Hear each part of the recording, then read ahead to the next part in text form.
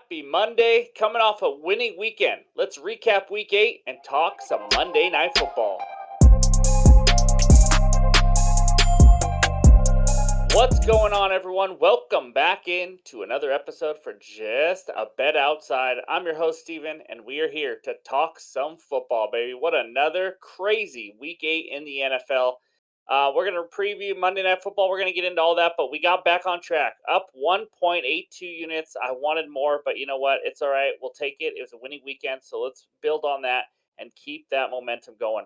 The Trends had their first losing weekend of the entire season, going 4-6. I didn't count all the first quarter, first halves, all that kind of lines. But first losing week, they are now 63-27. I think we'll live with that. That's pretty insane. So we also have a winner in the $40 giveaway that we did for Team Ryan, of course. But we will get into who wins and all that head-to-head bets recap here in just a little bit. We're halfway done with the NFL season. It's crazy, guys. I don't know about you guys. Maybe it's just me because I'm researching every single day of my life. But this NFL season is flying by. So I'm excited about it. We're gonna keep grinding. We got NBA, NFL, and the World Series finishing up. So exciting time to be a sports fan. Thank you for all the nice comments for 7,000 subscribers. That was awesome. You guys especially have been here the whole time. It's pretty cool to have you guys along for the ride and just be in this journey together. So I appreciate all that. You guys are what's making this all worth it, and we got a great community out there. That Jabo community is pretty awesome. So in this video, week 8 bets recap, head-to-head recap between me and Ryan, unfortunately, including the $40 giveaway. Week 8 takeaways, I got a few to go over real quick, and then the Monday Night Football preview and best bets between the Raiders and the Lions. All right, buckle up. Let's go. It starts with the bets recap. All right, there it is, guys. My game bets keep absolutely rolling. Well, the first one's technically a primetime bet, and it's a player prop. But Gabe Davis over 40.5 on Thursday night. That was an easy winner. Jaguars minus 2.5. They should have won by 100. They made it a little tighter than it needed to be thanks to 3 costly turnovers, but they still covered pretty easily. And then the Seahawks Dolphins moneyline parlay. Dolphins easy. Seahawks not at all. They almost blew it and then had a great comeback. And Jigbo with the game-winning touchdown with under a minute to go. That was awesome as a Seahawk fan and as a bettor. So 3-0, and we're going to go to the next page soon and let you guys know how those game bets are doing, but it is pretty awesome. Ryan's bets. He is Mr. Fade right now on just these game bets. He is crushing it on the head-to-head bets, but he can't buy a win. The Texans' offense just absolutely stunk. CJ Stroud and that offense sucked against one of the worst defenses on planet Earth in the Panthers, and the Texans actually lost the game outright on a field goal. Even if that field goal wasn't made, though, he didn't cover the -3. Trent's parlay was a loser. We picked the wrong one on the second leg, but that under 36.5, I can't believe I'm saying it, but under 36.5 was a no sweat win. That's right. And Ravens -2.5 first quarter, I believe it was 7-7, so they did not have the lead, but they did pull away in the second half. Anytime touchdowns. Remember, these are only a half unit because we're taking big shots here, and you need some luck. But DJ Moore touchdown. You just saw the Bears play. They were absolutely horrendous. I think they scored 2 touchdowns the whole night. He did not get it done. And then I was an idiot and picked Pacheco instead of Christian McCaffrey. I should have done Mostert and McCaffrey. Mostert got in the end zone. Pacheco did not because the Chiefs' offense sucked also against the Denver freaking Broncos. That's right. Player props. A nice 2-in-1 day. We needed that recovery after a few rough weeks. Devontae Smith easily over 51.5. I think he ended with 99 receiving yards. Jason Sanders, the kicker for the Dolphins, an easy winner. Over 2.5 PATs. I should have made that a unit and a half like I wanted to do. That was just, of course the Dolphins are going to score 3 touchdowns at home. That was a no-brainer. And then Breece Hall and Desmond Ritter. Desmond Ritter was as easy of a win as it gets, but it didn't matter because Breece Hall was horrendous. That run game was horrendous. I think he ended up with like 10 carries for 20 yards or not even that many yards. It was so bad. If I would have taken his rushing receiving, I would have been good because he was great in the passing game, but my goodness, the Jets couldn't get anything going on the ground. But I'll take it 2-in-1 day. So that's where we're at. It was a nice winning weekend. Like I said, up almost 2 units. Let's check out the next page and see where we're at for the year. And we all know where all the money's going right now. My game bet's 21-12 plus 9.94, guys. That is pretty awesome. Love to see it. Ryan's game bets, again, they will turn around, but he is not happy. Let me tell you, 4-9, not down 5.47 units. That's why he's just been doing 1 bet a week, and it's still not working. But we're going to get him turned around. I just know it. Anytime TD bets, since we switched to half unit, 8-14, down 3.46. And the player props, guys. We started out positive, had a few bad weeks, and then we just finished with this winning week. So hopefully that's a sign of things to come. Turning around, down 2.58. Trends parlay 1 and 3, but up 2.65 units. We do not count that as official, but those are fun. We're going to get a winner. We're due for that one. Overall record 49 and 53, down 1.87 units, climbing back to zero. Let's get in the positive soon. That is the bets recap. Now, let's go to the segment I don't want to talk about, but we'll do it anyways. Let's check out the head-to-head recap and that $40 giveaway. All right, here we go. It's that time to talk the head-to-head bet, and it was not pretty for me, guys. I had the 49ers minus 3.5. He had the Bengals plus 3.5. The Bengals won by 14. The 49ers are absolutely falling apart, and I will say this. One of my three takeaways is about the 49ers, so I'm not going to go into too much detail here, but I will go into more detail about them in the takeaways. It was ugly, guys. It just was not pretty. Ryan, congrats. I cannot get over the hump. I'm now 3-5, and you are 5-3. Hey, this is the only section I seem to be winning. I definitely want to win in more of those best bets. So I'm frustrated. I'm pissed. I'm Mr. Fade in that section, but I'm doing good here. The Niners had a chance. I mean, they were down, I think, 10-17 or something like that, and Purdy threw a pick. Then he threw another one, and that one turned into a touchdown for Jamar Chase, and then the Bengals just poured it on. Their defense is playing solid for the Bengals, and Joe Burrow, I can't stand him, but he's figuring it out, and they got it rolling ever since the beginning of the season. So look out for the Bengals, I think. Yeah, I agree with that a little bit. But the 49ers, I mean, did I hear a stat they were like 0-36 under Shanahan when they're down by 8 or more points in the fourth quarter? Like the 49ers are not a team that comes back a lot, and that's going to be a problem. Again, I'm supposed to be talking about them later. I'm already kind of getting there, jumping the gun a little bit. But, anyways, you guys are here because you also want to hear who won the $40 giveaway. For all you Team Steven answers, I absolutely apologize. From the bottom of my heart, that was absolute dog crap. The 49ers sucked. So you guys are all eliminated. But now we picked a guy to win it from Team Ryan, and it is at Justin Keytron 2082. At Justin Keytron 2082, you are the winner. $40 giveaway. Leave a comment below, private message me. Whatever you want to do to help get that Venmo over to us, and we can send you that $40. Sorry, $40. Take it easy. But congrats on the win. That's awesome. For all you other people that picked Team Ryan, that's awesome. Good work. You picked the right side today. That's unfortunate, but again, I'm up 10 units on my game bets, and I'm 3-5 against Ryan. Go freaking figure. Who Whatever. knows? Anyways, but yeah, that's the head-to-head bet. Congrats, Ryan, on the win.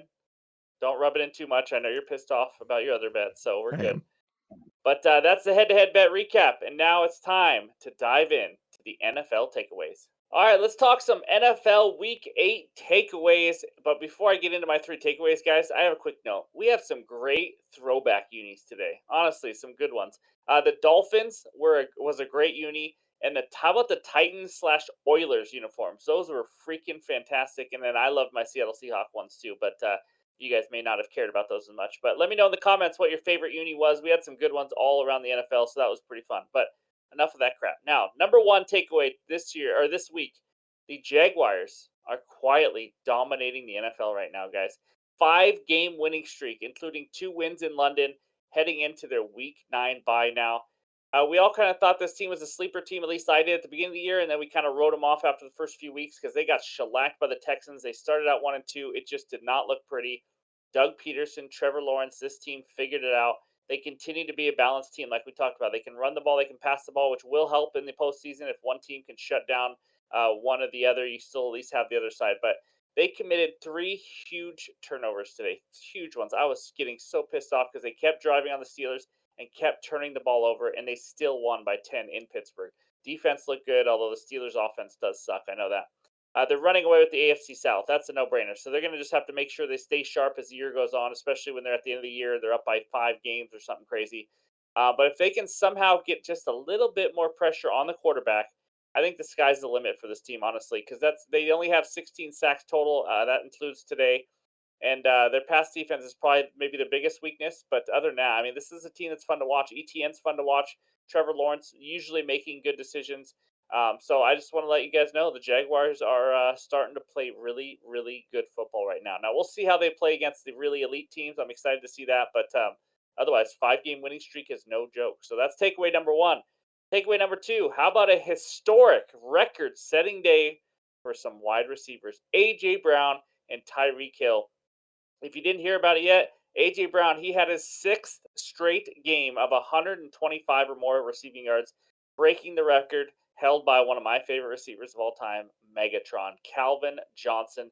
A.J. Brown's starting to look like Calvin Johnson this year. He has been unbelievable. He's an absolute beast. You watch him play, he seems to come down with every one-on-one ball. He also seems to be open sometimes. I mean, it doesn't matter if he's open or not. He's just making the play. He's unbelievable. He's fast.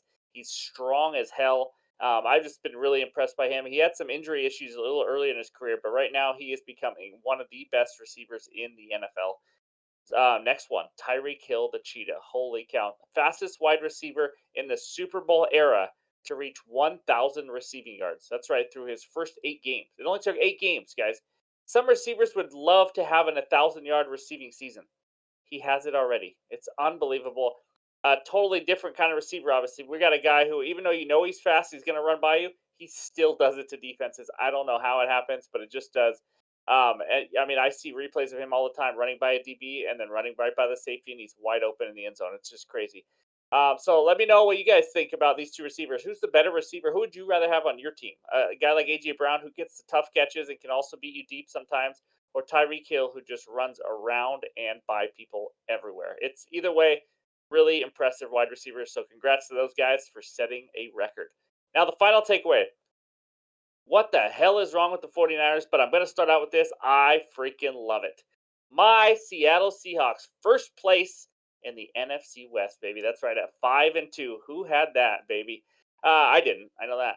Purdy is not the only issue for the 49ers right now. I will say that. The defense has been struggling. They gave up 400 yards today to the Bengals. They gave up 452 yards to the Vikings last week and 334 yards to PJ Walker and the Browns. Like 334, it's okay, but when you're talking the 49ers, who are supposed to be an elite defense, who rely on that defense, those 3 games are just not pretty. Not purdy. See what I did there?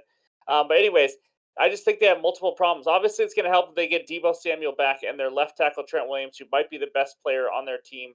But they're just like I said, they're not a team that comes back. I thought I heard something about 0-36 and they're down by 8 or more in the fourth quarter under Shanahan.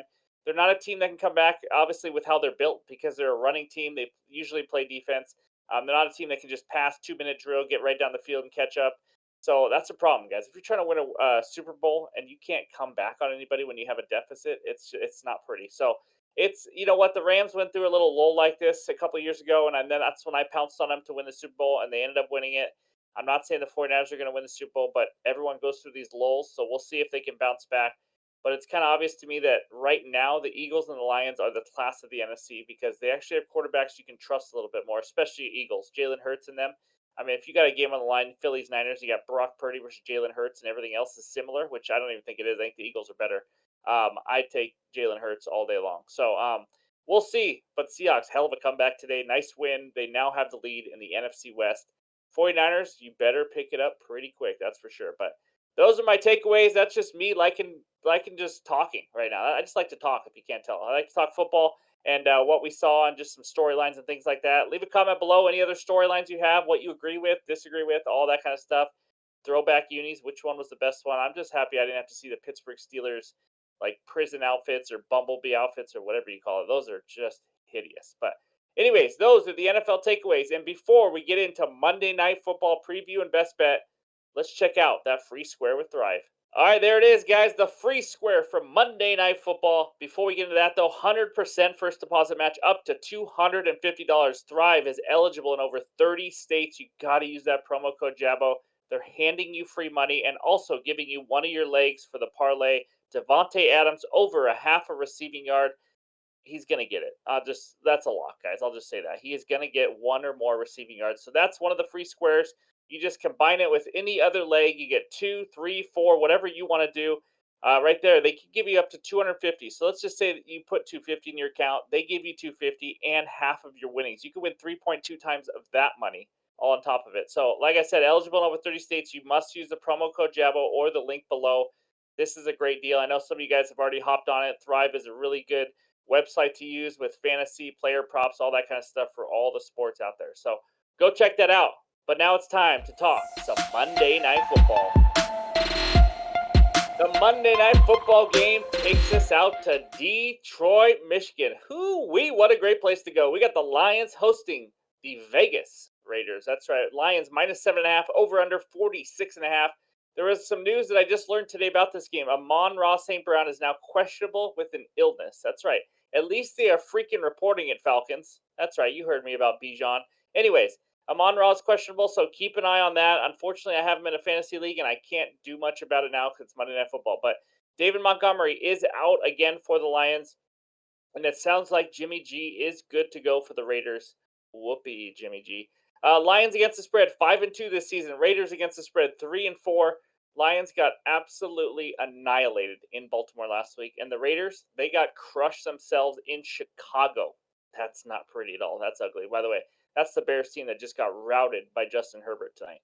Anyways, other than that, let's talk some matchups in this game. This is what I love whenever I see two teams playing, which it's always two teams playing. That was stupid. Anyways, Las Vegas run offense versus the Lions run defense. The Raiders are the worst rushing team in the league. That's it. The worst rushing team in the league, averaging 3 yards per carry. Seriously, put me in, guys. I think I can get 3 yards. I won't make it very long, but Lions third best run defense, allowing only 3.7 yards per carry.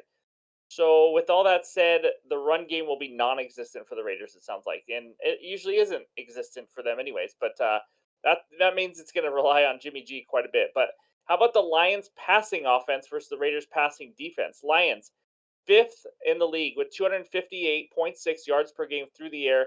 But the Raiders have been kind of a sneaky good pass defense. They're allowing 187.4 yards per game through the air. That is good for fifth in the NFL.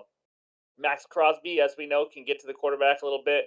But it's not a bad matchup. And then how about the Lions run offense? Let's see if they can run the ball versus the Raiders run defense. Lions 11th with 118.4 yards per game on the ground. Raiders 24th in the league when it comes to run defense, allowing 129 yards per game. They just gave up 89 yards to Deontay Foreman last week. Raiders are giving up 4.4 yards per carry on the season. So, with that said, in summary, the Vegas Raiders are not going to run the ball well. And then strength on strength is that passing game versus the Raiders' pass defense. And then Lions run offense and the Raiders run defense is another advantage for the Lions. So there's a lot of advantage for the Lions, as you can imagine. That's why they are 7.5 point favorites. So that's just a little preview to get into the game. But let's talk the best bet now. And I got a same game parlay. So let me just say this first before I say this. If you just want to take the Lions minus 7.5, it was almost my best bet. I love it. I like the 7.5. I'm playing it safe because I'm just a wuss. That's just what I am. So the best bet in this game, Jameer Gibbs, 50 plus rush yards, and the Lions minus 3.5 at minus 120 on FanDuel. Let's talk the Lions minus 3.5 real quick. I think they win by 10 plus points. Like I mentioned, I think they cover the spread. I think they dominate this game. They're a very good home team. I expect them to push the Raiders linemen around quite a bit. I think they're going to dominate in the trenches.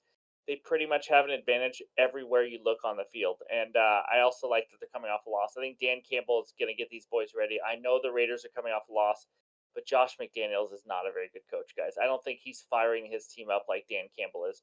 Lions have scored the fifth most points in the league at home this season at 31 points per game, compared to only 20.3 points per game on the road. So their offense is humming when they are in the dome. Raiders, they have scored the seventh fewest points per game on the road at only 17 points per game. Lions averaging 31 at home. Raiders 17 points per game on the road. Give me the Lions minus 3.5. I didn't do 2.5. I know it would have been smarter, but the odds were like minus 140, 150 is too much. So give me the Lions minus 3.5 as one of the legs. The second one, Jameer Gibbs, 50 plus rush yards. Now the original line or the main line for him is 70.5. I took it down to 50 to get a winner. I think he goes over 70. I think he gets 80 plus, to be honest with you. But he is averaging almost 5 yards per carry in the 2 games without David Montgomery. Because remember, there's no Monty, and that is humongous because he was getting so many carries. In the 2 games without him, he has 11 carries for 68 yards last week, and that was in a blowout versus Baltimore. And then 17 carries for 80 yards versus the Falcons. Oh, by the way, Baltimore and the Falcons, how about both of them being top 10 in rush defense? And he still went over this pretty easily. And now he gets the Raiders, who I already talked about, don't have a great run defense at all. So weak run defense, great timing with how many carries he's going to get, and also the game script here, guys. I think the Lions, like I said, are going to be ahead most of the game. That just means more carries. I don't see them throwing the ball all over the field in the fourth quarter. I think Jameer Gibbs gets 15 to 20 carries, which should easily get him to 50 plus yards probably 80 plus in my opinion. So give me Gibbs 50 plus yards. Give me the Lions minus 3.5 in the same game parlay at minus 120 as my best bet for Monday Night Football. All right, there it is, guys. That's the NFL Week 8 recap. Some takeaways in the Monday Night Football preview. Again, thank you guys so much for the support. It's absolutely incredible. I love the grind every single day, researching sports, waking up, doing it all over again. It is a ton of fun. The positivity you guys have in the comment section is incredible. You guys are also sending each other bets and all that kind of stuff. I know I don't do NHL on the channel. If you guys want to leave comments with your best bets for NHL every day, I'm sure there's other people that wouldn't mind at all. So, anyways, thank you guys for watching. I appreciate it. We'll talk to you soon.